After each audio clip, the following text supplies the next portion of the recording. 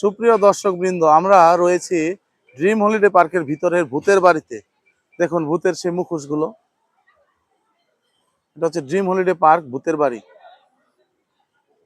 এই যে এটাই হচ্ছে সেই ভূতের বাড়িতে প্রবেশদ্বার।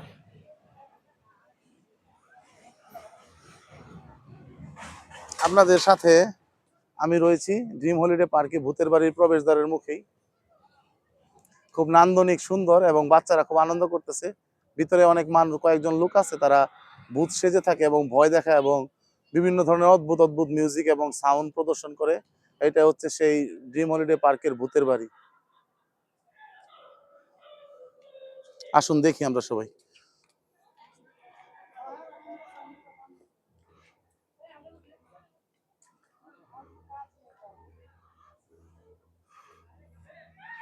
বড় দুইটা ভূত পাহারা দিতেছে ভূতের বাড়ি।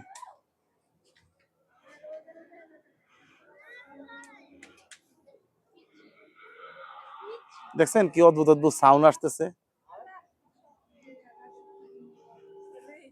এটা হচ্ছে ভূতের বাড়ির প্রবেশ পথ।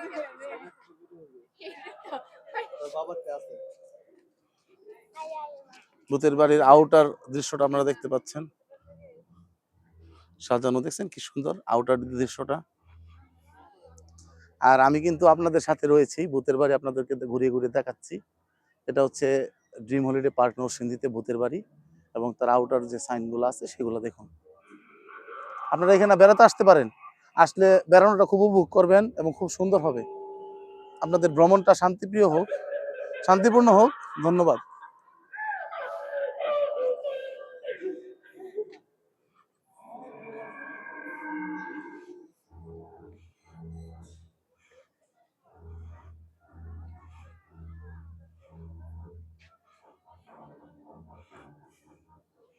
তাহলে সুপ্রিয় দর্শকবৃন্দ, আমরা ভূতের বাড়ির সামনে থেকে আজকের মতো এখানেই শেষ করছি, বিদায় নিচ্ছি।